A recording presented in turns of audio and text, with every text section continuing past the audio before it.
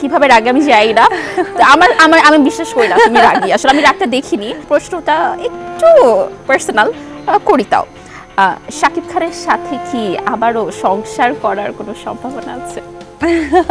প্রেম মানুষকে আসলে অনেক কিছু করিয়ে দেয়। হোয়াইট হয়ে থাকতো আমার খাওয়ার ফ্যাসিনেশনটা কম থাকতো। খিচুড়ির মতো লাগছে না। আমি আসলে দর্শকদের কাছে, তুমি আমাদের অনুষ্ঠানে আসছো,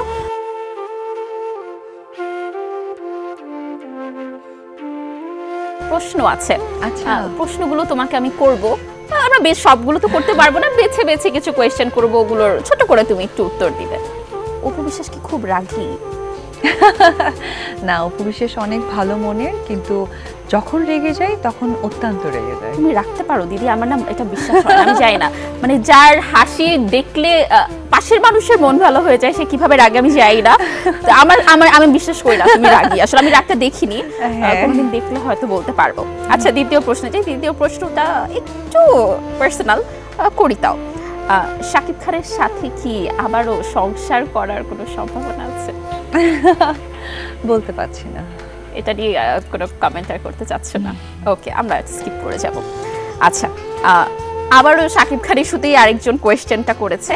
আপনার কি মনে হয়, মানে তার কোয়েশ্চেনটা এমন যে আপনি কি মনে করেন শাকিব খানকে বিয়ে করাটা কি ভুল ছিল জীবনে?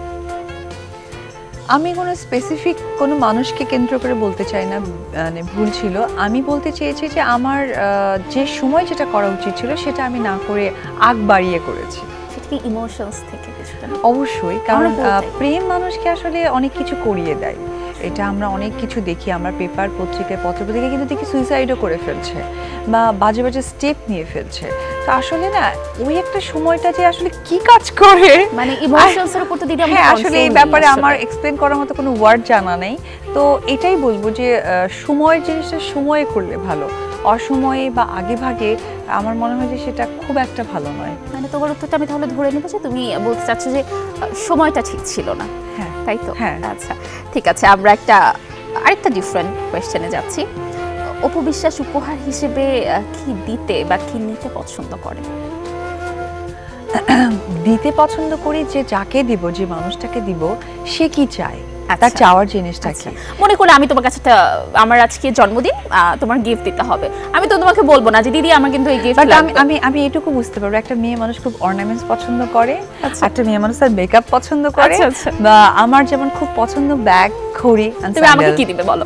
আচ্ছা, তোমার যদি বার্থডে হয়, আজকে আমি একদম চ্যানেলে বলে গেলাম তোমার বার্থডে খুঁজে নিয়ে এসো, আমি তোমাকে খুব সুন্দর মেকআপ বক্স দিব। বাহ দিদি, এটা আমার সবচেয়ে বেশি গ্রিন রুমের ব্যাপারটাই আসলে চলে আসে।